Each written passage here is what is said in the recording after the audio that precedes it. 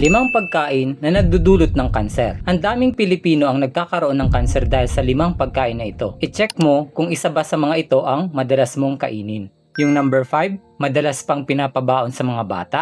Maraming Pilipino ang naniniwala na basta nabibili sa grocery, automatic safe ng kainin araw-araw. Pero ang totoo, may mga pagkain na okay paminsan-minsan. Pero kapag naging regular na bahagi ng diet sa loob ng maraming taon, maaaring makaapekto ito sa kalusugan. Ang nakakatakot sa kanser, hindi ito nabubuo sa loob ng ilang araw lang. Ayon sa mga pag-aaral, maraming risk factors ang maaaring mag-ambag sa pagtaas ng cancer risk sa paglipas ng panahon. Kabilang ang paninigarilyo, alak, obesity, at ilang dietary habits. Hindi ibig sabihin na isang beses mong kinain ay magkakakanser ka kaagad. Pero mahalagang malaman kung ano ang mga pagkain na dapat limitahan. Relatable examples. Madalas itong kasama sa baon, madalas nasa grocery cart, madalas nasa handaan, at minsan halos araw-araw pa kinakain ng karamihan. Kaya maraming tao ang nagugulat kapag nalalaman nilang may mga pagkain pala na dapat hinay-hinay lang. Ganito kasi yan. Ayon sa mga health experts at international cancer organizations, narito ang ilang pagkain na dapat limitahan. Number 1, processed foods. Ayon sa research,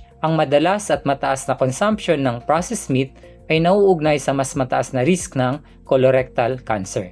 Number 2, charred o sunog na karne. Yung sobrang sunog o tutong na bahagi ng inihaw. Kapag nasusunog ng husto ang karne, may compounds na nabubuo na nagdudulot ng mas mataas na risk sa cancer. Number 3, sugary drinks. Soft drinks at matatamis na beverages. Hindi sila direktang sanhi ng cancer, pero maaaring mag-contribute sa obesity na isang kilalang risk factor para sa ilang uri ng cancer. Number 4, ultra-processed foods. Mga highly processed snacks at packaged products na madalas mataas sa asin, asukal at unhealthy fats. Number 5, processed meat, sandwiches at hotdog baon. Ito ang madalas na pinapabaon sa mga bata. Ayon sa health experts, mabuting hindi ito gawing araw-araw na pagkain. Mga practical tips. Ito yung mapapayo ko. Number 1, aralin at dahan-dahang palitan ang mga karne at animal products ng katapat sa plant-based whole food. Pangalawa, mas piliin ang sariwang pagkain hanggat maaari. Pangatlo, dagdagan ang gulay at prutas sa bawat pagkain. Pang-apat, panatilihin ang tamang timbang.